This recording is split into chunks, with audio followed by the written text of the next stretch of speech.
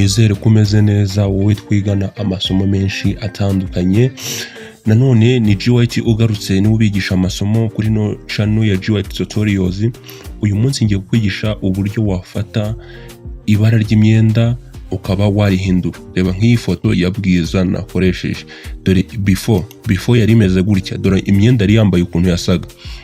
Imyenda yari yambaye yasaga gutya, none ngewe ndagenda ndayeditinga, dore uburyo nayihinduyemo ni gutya. Urabona nayihinduyemo mu buryo bwiza busa neza cyane, kandi ni mu buryo bworoshye nawe wabasha kwikorera. Ukaba wafata umwenda wasaga gutya, ibara iryo ari ryo ryose, ariko ukayihereza ibara ushaka nka gutya. Iyi ngiyi ya Bwiza nabigenjeje, nayihaye ibara ryanjye nshaka. Reba rero ikintu uri bubanze gukora, kora subscribe kandi unakande no kunzogera kugira ngo ujye ubona andi masomo menshi tukwigisha atandukanye kandi yanagufasha mu buzima busanzwe, cyane cyane nko kuri photo editing cyangwa photography. Ni ibintu byagufasha bitasabye ngo ujye kwishyura abantu ngo bajye babigufashamo. Kandi na comment yawe ni ingenzi, like usinakirwa mvuga. Reka rero dutangire nkwereke uburyo nabikozemo nawe ujye ubasha kubyikorera. Reka rero dutangire nkwereke uburyo nabikozemo nawe ujye ubasha kubyikorera. Reka dusubire inyuma nsibe nkwereke uburyo nabikozemo. Dutangire.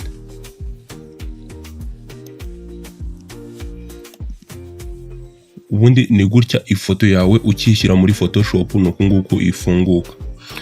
Ubundi ifoto ifunguka gutya ukishyira muri Photoshop. Ikintu rero itukora, urahituza ufate layer iyi ngiyi, uyiterure uyizane kuri kano kantu ko hasi kameze nk'agasaraba, uyituyirekura gutya. Urabona ko ise yikorera copy, cyangwa ushobora gukoresha shortcut ya Ctrl+G, nayo ihita yikopiya nta kibazo cyane utiriwe umanuka hano. Reka rero dutangire nkwereke. Urahituza hano kuko twamaze kuyikopiya, urakanda kuri no ya mbere, uhituza hano hejuru handitse select, ahangaha ukandeho. Urangiza uhituza hano handitse select subject, ahangaha ukandeho. Hari software zitagira ira select, ushatse uhita uyikoreshereza ino select iyi ngiyi, iyi gutya, ugahitamo iyi ngiyi ya kabiri, akaba ari ukandaho. Noneho reba rero sasa rero hari utuntu twajeho kandi umuntu adashaka twifashe. Kandi ikintu ukora, ibanga rya hano, uselectinga umwenda gusa, uruhu nturuselectinga kuko nawo rwahinduka kandi tudashaka kuruhindura. Ikintu rero ukora, uselectinga imyenda yonyine gusa yambaye. Sasa rero mbere turata dutangira duselectinge, urahita ukoresha ino mayinazi, duselectinga dukureho aya maboko yiwe yiselectinze, aya ngaya gutya, making sure ko bimazeho nyine gutya, making sure ko ufashe umwenda wonyine nta kindi kintu ufashe. Nurangiza uhita uzana hano gutya, urahinduranya nyine, uguma uhinduranya. Iyo uvuye kuri plus ujya kuri mayinazi gutya, kano kantu karimo hano ntabwo tugashaka, naka singashaka. None reba rero ikintu ita nkora, leta nza kuri mayinazi nkandeho, nza no manuke gutya kuko sinshaka uyu mutwe wiwe, nshaka imyenda gusa kuba ariyo selecting gutya.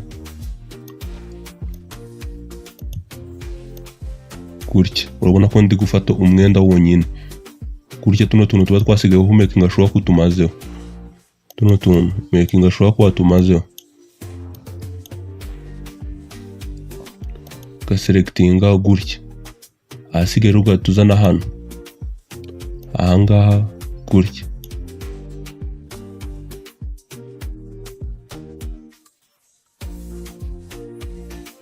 Sasa rero uhita umanuka na hano hasi, naho ukareba ko bireshya gutya. Tuno tuntu tuba twagiye turengaho utungutu, natwo ukamakinga sure ko natwo udufashe gutya, ukamanuka hose ukagerayo gutya. Utu tuntu ukamakinga sure ko tugize. None urabona hano hantu harenzeho, tubanze dushyireho hano. Urabona hano hantu harenzeho kandi ikanzu igomba kubigiza. Uratuza hano handitse mayinazi, sasa rero uyiringanize neza. Urabona igiyeho nabi hano, ikintu bitukora utongera ukagaruka kuri plus ukaringaniza gutyo. Urabona ikanzu yacu gutya tumaze kuyifata neza cyane, irimo neza.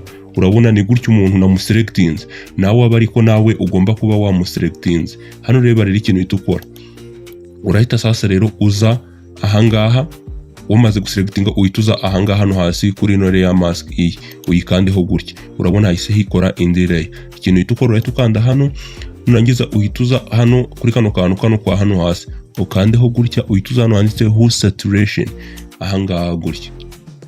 Nurangiza rero hano ikintu uhita ukora urahituza sasa rero utangire ugabanye nyine, dore harimo amabara menshi. Hano ikintu ubanza gukora mbere yuko utangira kwitwara, dore kano kantu hano hariho akantu kameze nk'akarongo akagaka, ugakandaho gutya rimwe, urabona nkanzeho gutya, urabona nintwara harahinduka imyenda yonyine. Urabona imyenda hano harimo amabara menshi, imyenda wayihibara ushaka iryo ryose wumva ari kunyuza. Reka hano nkwereke hano tuyihe tugabanye gutya, tugabanye gutya nka hano ntaribi. Niturangiza hano twongere gutya, hano niturangiza twongere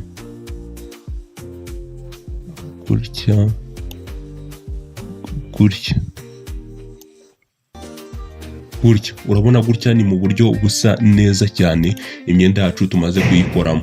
Dore before imyenda yiwe yari imeze gutya ya bwiza, dore after dore uburyo nayihinduyemo ni mu buryo bwiza bworoshye kandi nawe wabasha kwikorera.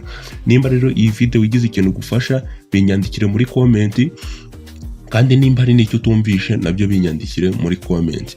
Sasa wibuke kuba wakoze subscribe kandi ndetse wanakanze no kunzogera kugira ngo ujye ubona andi masomo menshi tukwigisha. Nimba aya masomo agufashije, ciao urakoze cyane. Tuzahubane kuri video ikurikiraho, wananyandikira video ikurikiraho gutahana kwigisha muri comment.